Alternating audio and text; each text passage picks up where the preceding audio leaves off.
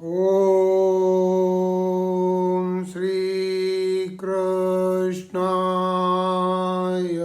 वयं नमः।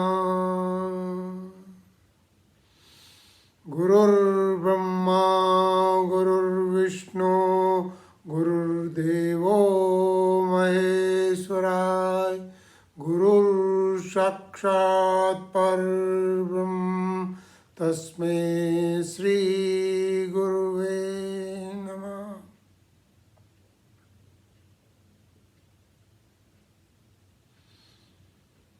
यं ब्रह्मा वरुणेन्द्ररुद्रमरुतस्तुवन्ति दिव्यैस्तवे वेदे साङ्गपदक्रमोपनिषदिर्गायन्ति यं सामगाः ध्यानाव्यवस्थिततद्गतेन मनसा पश्यन्ति यं योगिनो यस्यान्तन्न विदुसुरासुरगणा देवाय तस्मै नमः। देवाय तस्मै नमः। श्रीमद् भगवद गीता 9वां अध्याय। आज बृहस्पतिवार 3 मार्च 2022 है। हम 9वां अध्याय कर रहे थे। 6 श्लोक तक हमने बात की थी। एक बार संक्षिप्त में देख लें क्या बात हुई थी। भगवान ने सीधा यहाँ पर अर्जुन को बोला कि मैं तेरे को गोपनीय रहस्य बताता हूँ, गुह्यतमम, और ज्ञान विज्ञान सहित बताऊंगा। यह राज विद्या के नाम से जाना जाता है, या राजगुह्य योग। तो संपूर्ण गोपनीयों का राजा है। इसका फल प्रत्यक्ष है। ये धर्ममय है, अविनाशी है और करने में बहुत सुगम है।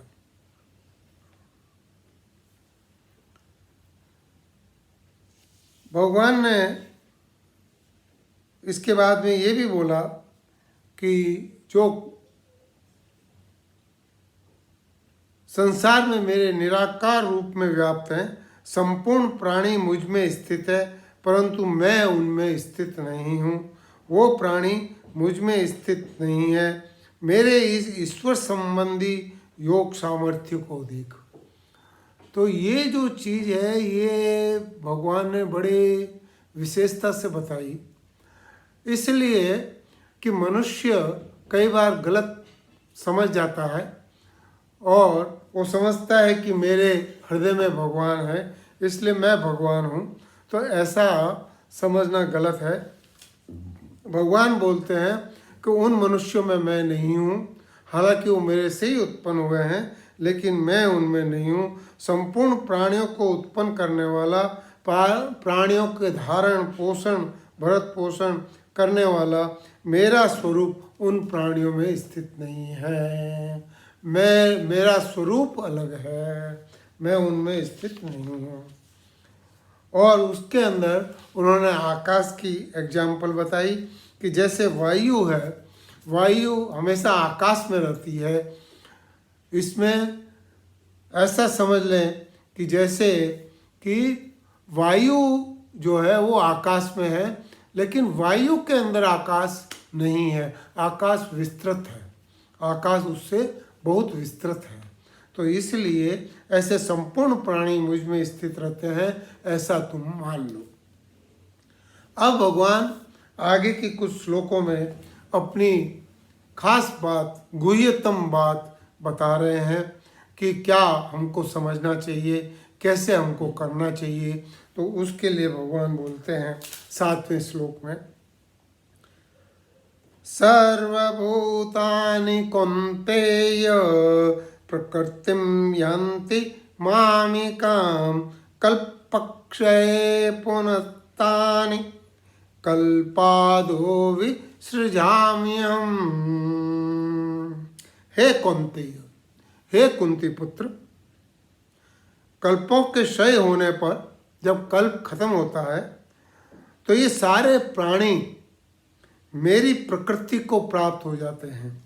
मतलब कि ये सारे उसमें लुप्त हो जाते हैं और कल्पों के आदि में जब वापस दूसरा कल्प शुरू होता है तो उस समय महासर्ग के समय मैं फिर इनकी रचना करता हूँ। तो जैसा वो कल्प के अंत के अंदर जो गुणों में जैसे वो थे, जो स्वरूप में जैसे वो थे, जो भाव में जैसे वो थे, वैसे ही कल्प के आरंभ में भगवान बोलते हैं जब रात्रि खत्म हो जाती है, ब्रह्म रात्रि जब खत्म हो जाती है तो उसके बाद में भगवान बोलते हैं कि उनकी रचना मैं करता हूँ।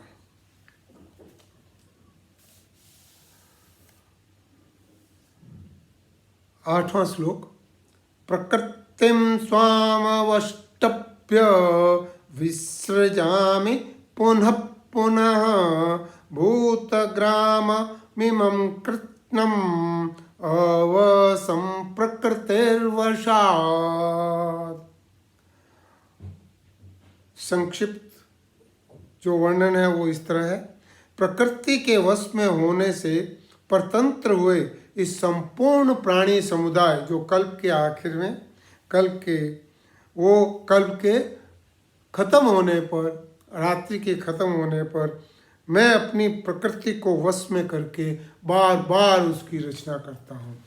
भगवान बोलते हैं कि ये प्रकृति, मेरी प्रकृति कौन है कि ये माया, ये अपरा प्रकृति, अपरा प्रकृति को भगवान बोलते हैं कि मैं इसको वश में करके और इन सारे भूतों की वापस बार बार रचना करता हूँ।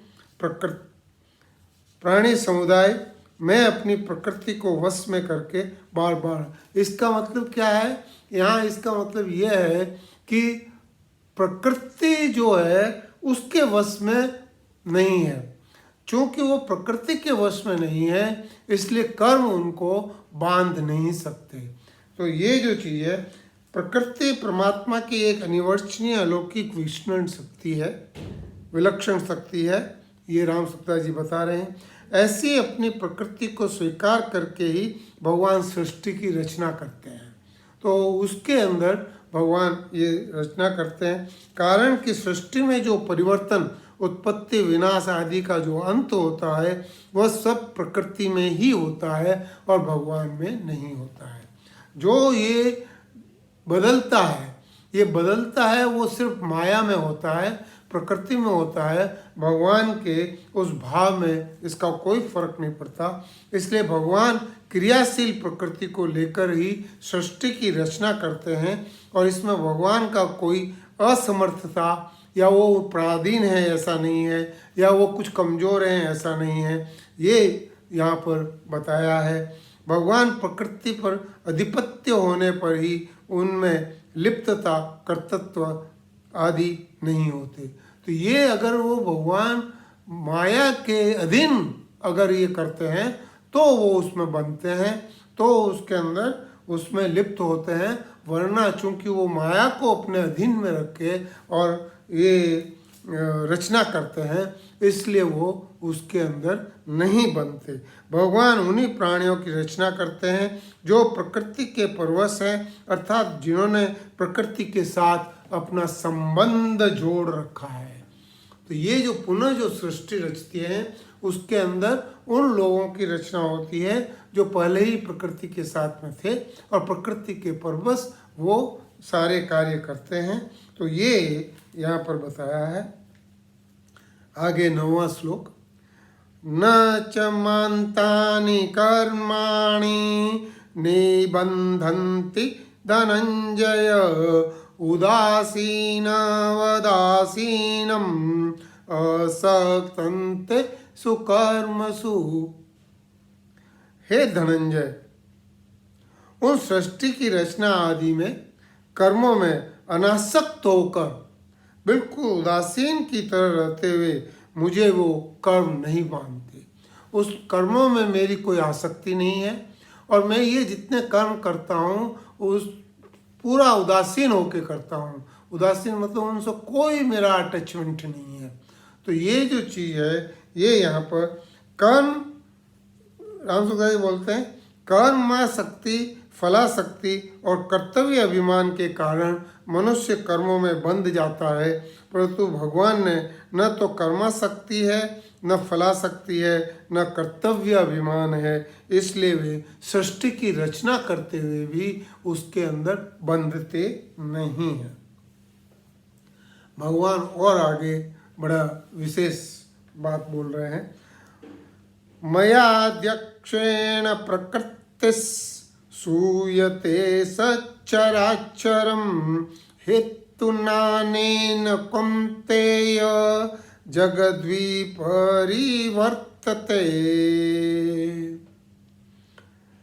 सीधा अर्थ, प्रकृति मेरी अध्यक्षता में चराचर सहित संपूर्ण जगत की रचना करती है। हे कुंती नंदन, इसी हेतु जगत के अंदर विविध परिवर्तन होता है। मेरी अध्यक्षता में ये रचना करती है, संपूर्ण जगत की रचना करती है, और चूंकि ये माया के अंदर है, परिवर्तनशील है, इसलिए ये जगत के अंदर परिवर्तन होता है, विविध प्रकार का परिवर्तन होता है और वो उसके अंदर चलता रहता है।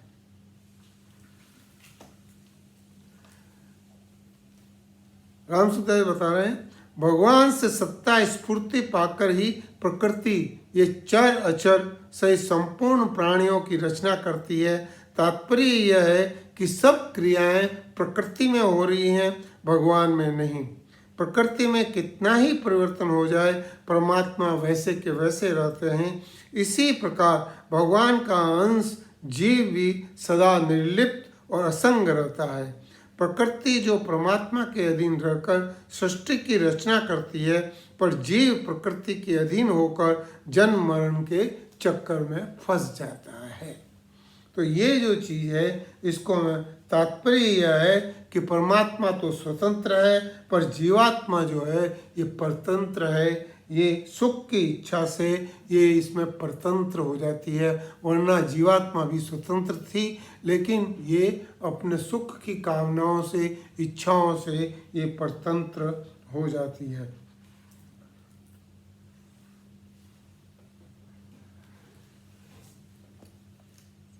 11वां श्लोक, अवजानन्ति मां मुट्ठा मानुषिन्तनुमाश्रितः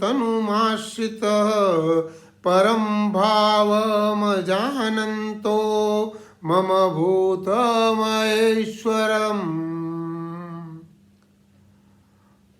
भगवान बोल रहे हैं कि मूर्ख लोग मेरे संपूर्ण प्राणियों के महान ईश्वर रूप श्रेष्ठ भाव को न जानते हुए मुझे मनुष्य शरीर में आश्रित मानकर, अर्थात साधारण मनुष्य मानकर मेरी अवज्ञा करते हैं। भगवान बोलते हैं ये जो मूर्ख लोग हैं, ये मूर्ख लोग कौन हैं? जो प्रकृति के परवश हैं, आसुरी भाव इनके अंदर ज़्यादा होता है, और ये संपूर्ण प्राणी जो हैं ये मुझे ईश्वर रूप श्रेष्ठ भाव को नहीं जानते। तो यहाँ पर भगवान ये बता रहे हैं कि उनका जो रूप है, उनका जो स्वभाव है, उसको ठीक ठीक तरह से नहीं जानने के कारण ज़्यादातर लोग, संपूर्ण प्राणी, या तो ज़्यादातर क्या, संपूर्ण बोला, संपूर्ण प्राणी महान ईश्वर रूप के श्रेष्ठ भाव को नहीं जानता है, और उसके कारण वह साधारण मनुष्य मानकर और उस पर जब वो कृष्ण का अवतार लेते हैं, राम का अवतार लेते हैं, या दूसरा कोई भी अवतार लेते हैं, तो लोग उन्हें सिर्फ मनुष्य समझ के और सिर्फ एक जीव समझ के, और ये जो उनकी अवज्ञा करते हैं, उनका जो अनादर करते हैं, तो इसके कारण वो इसमें बंध जाते हैं। जैसे रेशम का कीड़ा होता है ना, तो रेशम का कीड़ा जो होता है वो अपने ही जाल के अंदर बंध जाता है। ऐसे ही हम प्रकृति अपना स्वभाव भूल गए कि मैं भगवान का अंश हूँ, ये तो भूल गए, और हम प्रकृति के अपने आप को प्रकृति में ही मान के और अपनी प्रकृति और अपने स्वभाव को अलग मान के कि ये जो चीज़ है ये वो कोकून की तरह उसके अंदर वो कीड़ा अपने आप को ही बांध लेता है। ऐसे ही हमने संसार के सारे बंधनों से हम जुड़ गए हैं और इसलिए हम सोचते हैं कि इससे हम अलग नहीं हो सकते। तो ये जो चीज़ है ये एक इम्पॉर्टेंट चीज़ है। तो भगवान यहाँ पर जो गुह्यतम बात बता रहे हैं ये यही है। ये जो गुह्यतम बात है ये हम जानते हुए भी जब हम कोई काम करते हैं तो उसके अंदर अपने आप को ही भोक्ता कर्ता महेश्वर मान लेते हैं। तो ये जो चीज़ है यही हमको गर्त में ले जाती है। और इसलिए भगवान ने अगले श्लोक के अंदर बहुत ही सावधानी पूर्वक रहने के लिए ये श्लोक दिया है, 12वां श्लोक। मोगाशा मोग कर्माणो मोग ज्ञान विचेतस राक्षसीमासुरिंचैव प्रकृतिं मोहनिंश्रिताः। भगवान बोलते हैं प्रकृति मोहनीम श्रिताः, जो आसुरी राक्षसी और मोहनी प्रकृति का आश्रय लेते हैं। जब हम उसका आश्रय लेते हैं तो ऐसे में हम अविवेकी मनुष्य बन जाते हैं और हमारी सारी आशाएं व्यर्थ हो जाती है। सब शुभ कर्म, हाँ? क्या लिखा था यहाँ पर? मोग कर्माणु, कर्म भी, शुभ कर्म भी अशुभ कर्म हो जाते हैं, व्यर्थ हो जाते हैं, और सब हमारा ज्ञान भी व्यर्थ हो जाता है। अर्थात उनकी आशाएं, कर्म, ज्ञान ये सब कोई भी सत्फल देने वाला नहीं बचता है। तो ऐसा भगवान बताते हैं जब हम भगवान की अवज्ञा करते हैं तो ये ऐसा हो जाता है। जब हम भगवान का आदर नहीं करते हैं, जब हम भगवान को श्रेष्ठ नहीं मानते हैं, तो यहाँ पर इन 5-6 श्लोक में एक ही बात बोली है जो हमने पहले दूसरे अध्याय के अंदर ही पहले बोला था कि परमात्मा को हमारा अपना परम लक्ष्य मान के हम आगे चले। तो अगर हम परम लक्ष्य भगवान को मान लेते हैं तो ये सब नहीं होता है। लेकिन जब भी हम अपने परमात्मा की अवज्ञा करते हैं तो जो इसमें बताया है, राम सुखदास जी ने बोला है, जो मनुष्य अपना स्वार्थ सिद्ध करने में लगे रहते हैं और दूसरों के दुख की परवाह नहीं करते, वे आसुरी स्वभाव वाले होते हैं। जो स्वार्थ सिद्धि में बाधा लगने पर क्रोधवश दूसरों का नाश या नुकसान करते हैं, वे राक्षसी स्वभाव वाले होते हैं। और जो बिना किसी कारण दूसरों को कष्ट पहुंचाते हैं वो मोहनी स्वभाव वाली होते हैं। तो ये जो आसुरी, राक्षसी और मोहनी तीनों स्वभाव वाले ये किसको दुख पहुंचाते हैं? कि किसी दूसरे आदमी को दुख पहुंचाते हैं। और दूसरा आदमी कौन है? कि भगवान बोलते हैं वो तो मैं खुद हूँ, परमात्मा हूँ। तो जब परमात्मा को आप दुख पहुंचाते हो तो आप कैसे समझ सकते हो कि मैं वो परमात्मा, तो आपका उनसे प्रेम कैसे होगा? तो ये जो चीज़ है, तो तीनों स्वभाव वाले मनुष्य आसुरी संपत्ति के अंतर्गत आ जाते हैं और 84 लाख योनियों में और नरकों में घूमते रहते हैं। तो जैसे ये रेशम का कीड़ा, उसका कोकून, तो अब उसको वो उसी के अंदर उसको मरना पड़ता है, उसी के अंदर रह जाता है और उसका इससे बाहर नहीं निकल पाता है। वही हाल हमारा होता है। तो भगवान बोलते हैं कि इसके अंदर तुम्हें ध्यान रखना है। और आगे 13वें श्लोक से फिर भगवान बताएंगे कि इसके अंदर क्या ध्यान रखना चाहिए, क्या आगे इसको करना चाहिए और इसका प्रत्यक्ष फल भगवान ने बोला था ना प्रत्यक्ष फल बताएंगे, तो इसमें प्रत्यक्ष फल भी आखिर के अंदर भगवान जाके बताएंगे। तो ये सारा अध्याय बहुत ही इम्पोर्टेंट है। बात बहुत छोटी है, बात बहुत हमको समझ में आती है, हमको समझ में आती है, लेकिन हमारे व्यवहार में उतरती नहीं है। व्यवहार में हम दूसरों का अनादर कर देते हैं। तो ये जो दूसरों का अनादर है, ये दूसरों को नुकसान पहुंचाने वाली बात है। तो ये हमारे आसुरी स्वभाव को दर्शाती है और उसमें भगवान की अवज्ञा हो जाती है, अनादर हो जाता है और इसके कारण हम दुख पाते हैं। अगर इसके अंदर हम सावधान रहें, इसको जो ये 12वां श्लोक है, मोघाशा मोघ कर्माणो मोघ ज्ञाना विचेतस राक्षसीमा सुरीं चैव प्रकृति मोहनी श्रिता। तो ये एक वार्निंग भगवान ने यहाँ दी है कि मेरी अवज्ञा नहीं करनी है और मेरे को सबसे ऊंचा मान लो। तो ये भगवान यहाँ पर बता रहे हैं इन 4-5 श्लोकों में, और इसको समझ के हमें काम करना चाहिए और इसका ध्यान रखना चाहिए। राम राम राम। मैं आशा करता हूँ कि हमें भगवान ये शक्ति देगा कि हम कभी भी परमात्मा का निरादर नहीं करें, कभी उनकी अवज्ञा नहीं करें।